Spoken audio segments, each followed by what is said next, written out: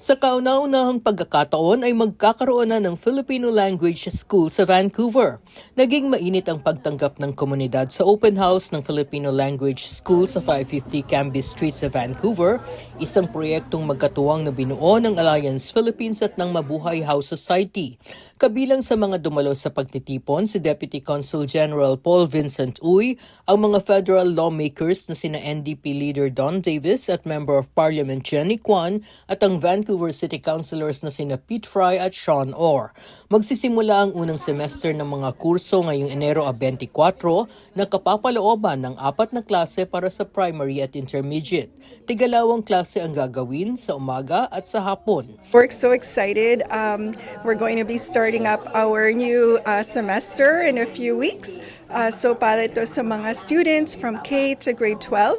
And then there's also going to be an opportunity para sa mga adults. We'll also have like another more casual opportunity for them para matuto din ng Tagalog like over dinner na mangyayari din yun weekly. Ayon kay Burnaby Councilor Maita Santiago na isa sa mga co-founder ng Alliance Philippines, hindi lamang wika ang ituturo sa mga bata kundi pati na ang kulturang Pilipino.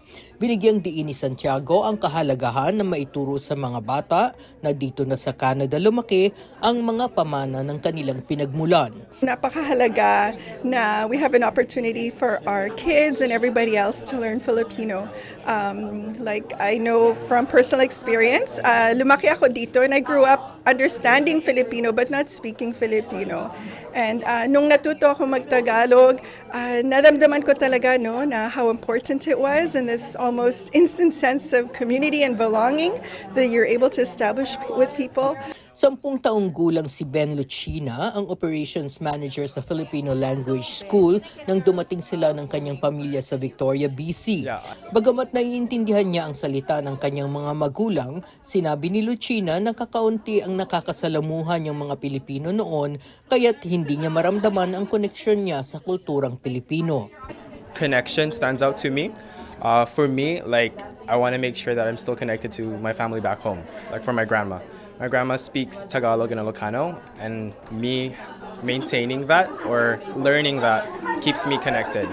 And I think for second generation kids, it's also a sense of pride. They're Filipino, but language is still part of their culture, so they want to be, they want to feel that. Isa sa mga nag-enroll ng kanilang anak ay si Jonathan Santos matapos makita ng kanyang may bahay sa social media ang pagbubukas ng Filipino Language School. Can you speak Tagalog? Can you understand Tagalog? Kind of. What about you, Dexter? Can you understand Tagalog? Yeah. Dito na sa Canada ipinanganak ang 8 taong gulang na kambal ni Santos na sina Dexter at Maxwell. Ano daw yung Tagalog language? Kasi nahirapan silang matuto. Gusto naming matuto pa rin silang magsalita. Nag-enroll sila? Nung nakita namin, nag-enroll na sila. May tuition na $90 para sa 6 na linggong klase ng first semester na idaraos kada Sabado simula Enero 24 hanggang Pebrero 28. Ayon sa school administrator na si Corina Tumambing, may 30 estudyante na ang nag-enroll. Karamihan po talaga ng mga estudyante natin, mga beginner. May mga bata na estudyante na nakakaintindi ng konti pero talagang hindi pa rin sila ganun ka-fluent. So, halos lahat sila learning the basics of Filipino. Dagdag ni Tumambing, magkakaroon din ng evaluation sa mga estudyante at irerekomenda nilang maging tuloy-tuloy ang pag-aaral ng mga bata sa Filipino Language School. Iyon po talaga yung recommendation is for them to continue learning para po hindi nila nakakalimutan kung ano yung natutunan nila. So, mas maganda, mas advisable is for them to continue the program. Isa sa magtuturo ng klase si Nita Buenafe na isang retired teacher sa Pilipinas. Tuturuan ni Buenafe ang mga edad 9 hanggang 11 anyos o yung mga nasa middle school. The focus there is they will know the parts of speech.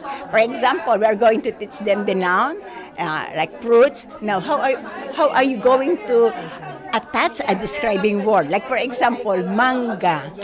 Paano mo ilalarawan itong manga na ito? Maaari mong gamitin ang kulay, ang hugis, something like that, o lasa.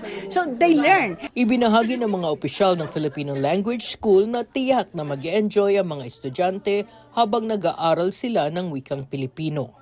Our aim is to make it engaging for students. So a lot of kids are already in a classroom, right, Monday to Friday, so they don't want to sit and listen to more lectures. So we're doing it in a way that's engaging, where they play games, sometimes they do songs.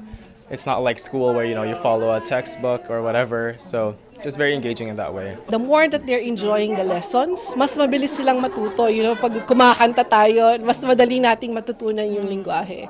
So, yun po yung isa naming goal, is to make learning fun for the kids.